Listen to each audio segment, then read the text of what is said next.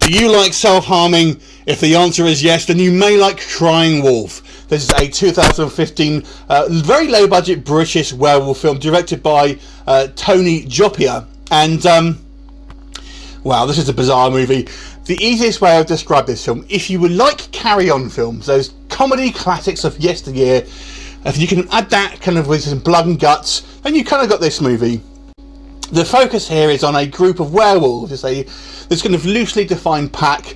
They decide to go on a little bit of a break and go camping in the countryside. So off they trot, doing a little bit of hunting on the way. There's a variety of kind of different sort of characters from different walks of life in this kind of loosely defined pack. One of the female werewolves unexpectedly has a kind of a female friend, or I think it's sister-in-law or something like that ends up sort of coming along with them as well unexpectedly, and of course she has to kind of protect her to a certain degree. Acts like you've kind of got these hunters and stuff here. This movie is so bizarre in all the wrong reasons. So it's obviously a low budget film, and I always try and give low budget films somewhat of a slack.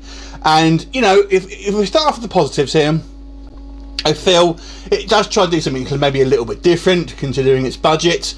It's certainly unique, not necessarily a positive thing, but I would say it's definitely a unique werewolf film. Some of the practical effects aren't too bad here. I think the werewolf costumes are a mixed bag, but there are some some fairly good practical makeup and kind of costumes and stuff, I would say.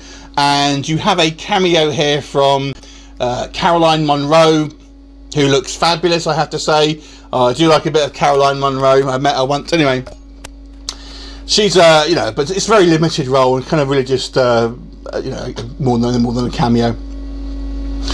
But let's talk about the negatives, because there's so many with this film.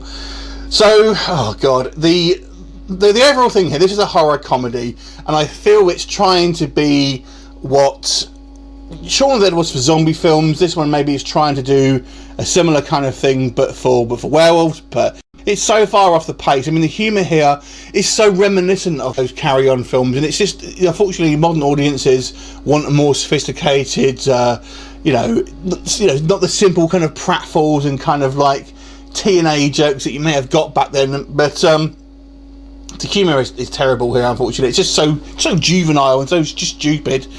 The acting is not good. Sounds pretty obvious. They have a weird kind of ADR audio track, so it looks like the voices have been kind of redubbed here, and it sounds terrible, and it makes the acting seem so much more wooden than it probably already is. So the acting is horrible. There is some terrible CGI here, some really bad CGI, slow-mo blood in kind of other, which is not done by purpose, by the way, in kind of otherwise normal speed footage. The film is broken up with these kind of weird little flashbacks as well that seem to serve very little purpose other than trying to be clever.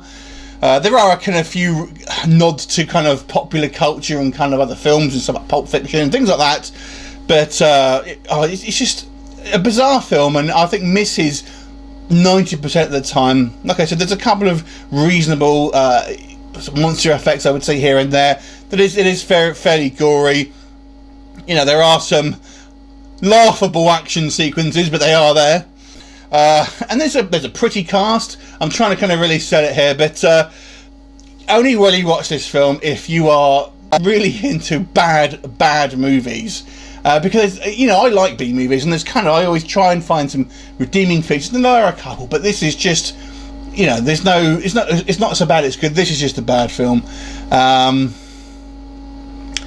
But there you go. So not really much more I can say about this film. Go and watch Howl. It's actually a pretty decent 2015 British werewolf film. Unless you like I say, if you're in a self-harming and you want to kind of torture your eyeballs a little bit, then maybe check this one out as well. Overall, and a bizarre opening sequence. They seem to have spent all the budget on the opening sequence. Oh, weird. Anyway, I'm going to give this movie a 3 out of 10. It does have a couple of little sparks of originality here and there, but overall, probably not worth your time, I would suggest. Anyway, have you seen it? What did you think of it? Leave a comment, and I will look forward to seeing you next time. Bye for now.